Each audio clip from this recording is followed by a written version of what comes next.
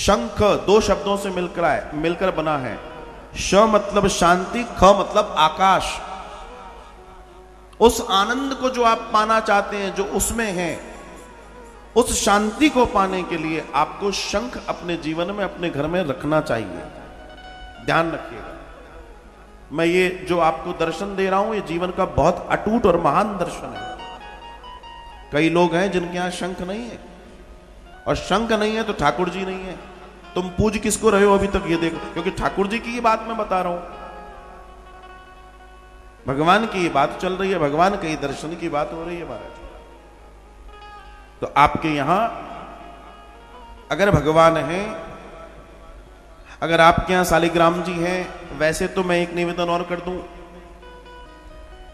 आपके यहां लड्डू गोपाल हो या कोई चित्रपट हो तो ज्यादा अच्छा है, शालिग्राम जी न भी हो तो ज्यादा अच्छा है।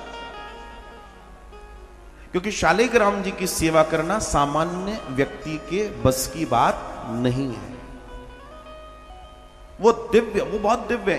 एक और इसमें चीज जोड़ दूं, अगर तुम कर भी रहे हो तो आज की तारीख में ओरिजिनल शालिग्राम जी मिल जाए, ये भी बहुत बड़ी बात है। क्योंकि वो सामान्य पत्थर नहीं है, उसमें इतनी ऊर्जा है, इतनी ऊर्जा है जिसकी आप कल्पना नहीं कर सकते। वो अंतरिक्ष से जुड़ा हुआ है, उसमें सोना होता है, सामान्य पत्थर नहीं। लेकिन आपके घर में मां तुलसी होनी जरूर चाहिए।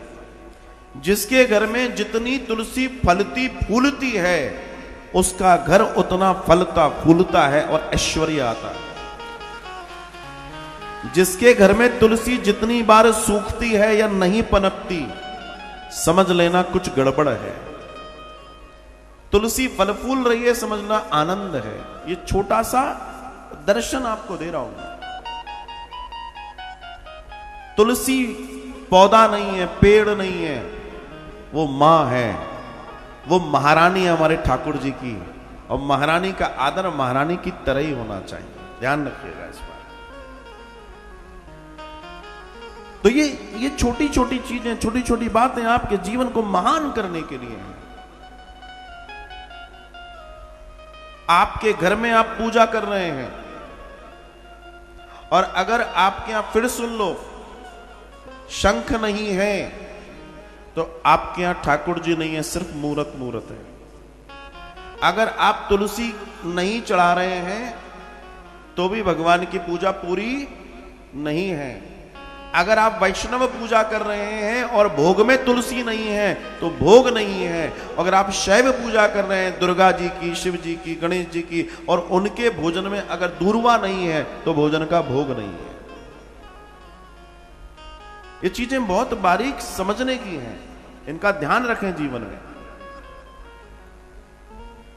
तो ये अपने जीवन में छोटी छोटी बातें उतारिए, आप अपने आप देखेंगे जीवन सुंदर हो जाएगा, श्रेष्ठ हो जाएगा।